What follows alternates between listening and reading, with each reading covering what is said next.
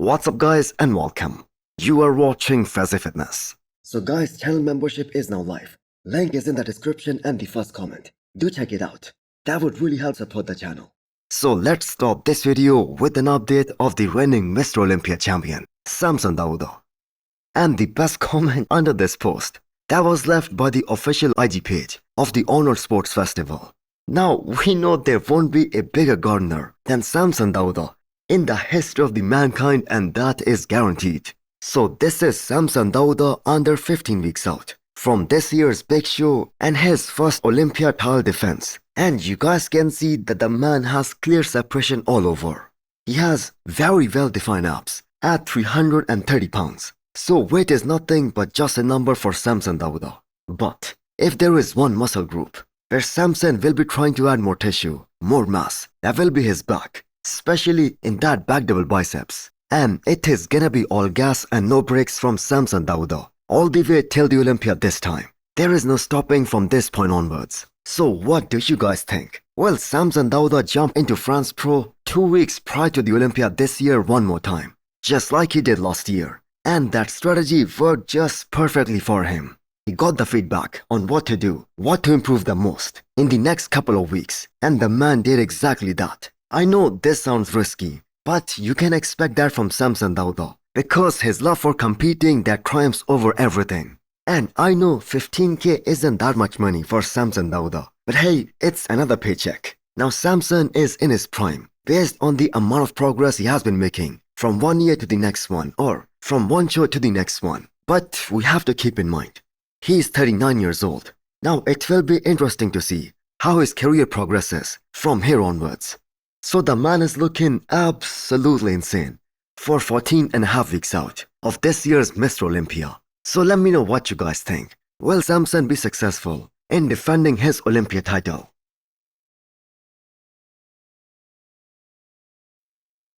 Next up, we have an update from the mutant Nick Walker. So anyone wondering what his current weight is? Well, it's somewhere in the 280s. And the man is looking scary lean at the moment, considering he hasn't even started the prep for this year's Mr. Olympia just yet.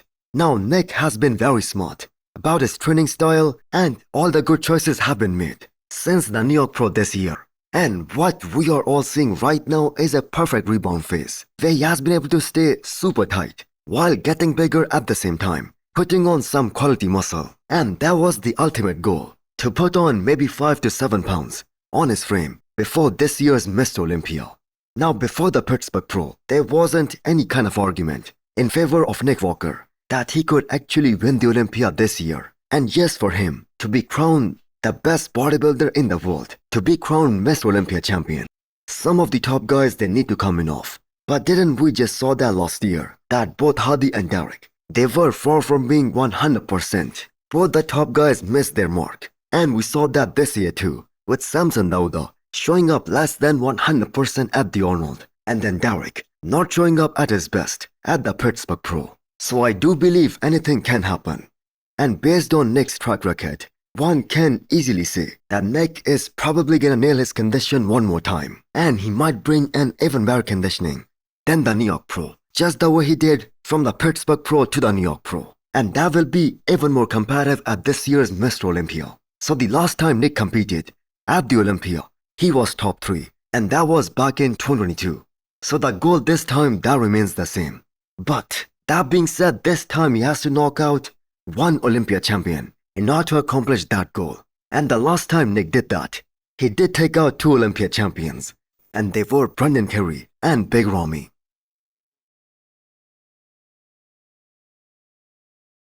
Next up, we have an update from the 212 Dubai Pro champion, Nihat. So this 22 years old genetic freak, he's gonna become multiple times 212 Olympia champion.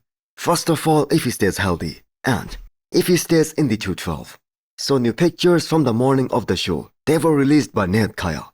And it is so unbelievable to think that someone can have that kind of muscle quality, such clean lines, and that too at such an early age. So he beat Angel Calderon, which automatically makes him a top 3 contender for this upcoming Mr. Olympia. And rightfully so. I will say that Keon Pearson, he's 100% relentless that he's gonna win his 3rd Olympia title hands down. But Sean Carida, he's gonna have some serious fight on his hands. Because just like Nihat beat Angel Calderon in the overall shape and the symmetry, he's gonna beat Sean too in that department. And the fact that Nihat is so young and progressing at such a fast pace, there is a very high likelihood that he's gonna be a lot better and improved at this upcoming Mr. Olympia compared to what we saw at this year's Dubai Pro Show. Now, as soon as Keon Pearson, he decides to move on into the Men's Open, which I think is gonna happen as soon as next year. That door is gonna be wide open for guys like Nihat to start his Olympia winning streak, unless Nihat also decides to switch over to the Men's Open. So I for one am very excited to see Nihat Olympia debut in the 212, and that is without a doubt the most anticipated one in the 212 Olympia this year. So Hosstile aka Marcelo also revealed a few days old physique updates from his Classic Physique Pro debut, which is gonna happen at this upcoming Portugal Pro in about 5 days time. So there will be a difference of 35 plus pounds of stage weight from the last time he competed, and that was in the Men's Open, compared to what he's allowed to weight in Classic Physique division. And yes, I get it, he looks very impressive and very aesthetic too in his most recent physique update. But we all know how this works for many guys on IG versus on the stage. And just imagine dropping 35 pounds, actually more than that, and that too of pure muscle.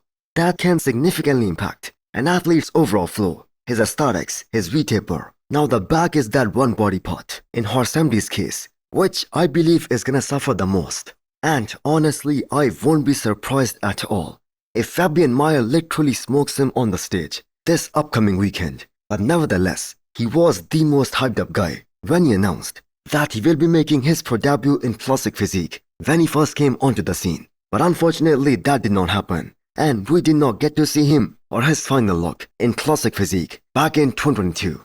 But he's gonna make it this time for this year's Portugal Pro. So what's the most surprising thing about Hosstile switching over from the Men's Open into Classic Physique is that it just happened after Hosstile placed his career's best, and that was at the Big Man weekend in that post-Olympia tour, where he finished second behind Akeem Williams, beating so many guys like Andre Presti, Emir, Mark Hector. So what are your expectations from Hosstile for his Classic Physique Pro debut?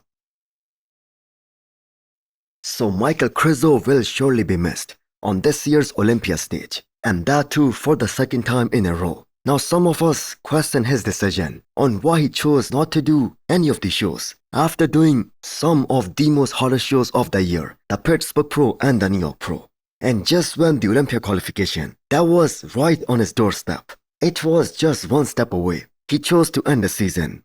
Now George Farrar, his coach right now, he did an awesome job with him, and that too their first time together. The man was peeled inside out in both the shows that he did. And the reason he did not place any higher was firstly because the guys who beat him, they are all first Olympia call-out guys. And secondly, his back did not look very good on the stage. And that wasn't because he wasn't conditioned or he did not have enough density in there. He was unable to open up, and his inability to pose correctly on the stage and present his physique in the best possible way. And that was because of his shoulder injury and the mobility issue that he was having. And this is why we are continuously seeing him hitting the back double biceps, which is his weakest pose, time after time, in all of his updates, post the New York Pro. Still looking very lean, which is pretty amazing, and pretty much what we expect from Michael Krizo. So with time, his mobility is obviously gonna get better, and his back shots will also improve. But he seriously needs to do something about his obliques. Now, as great as his front double biceps looks, the thing is, it doesn't stand out that much, or as much as it should. And the reason is his obliques and his wide waistline. So hit the thumbs up button if you liked the video, and smash the subscribe button if you wanna come back for more. Thanks for watching.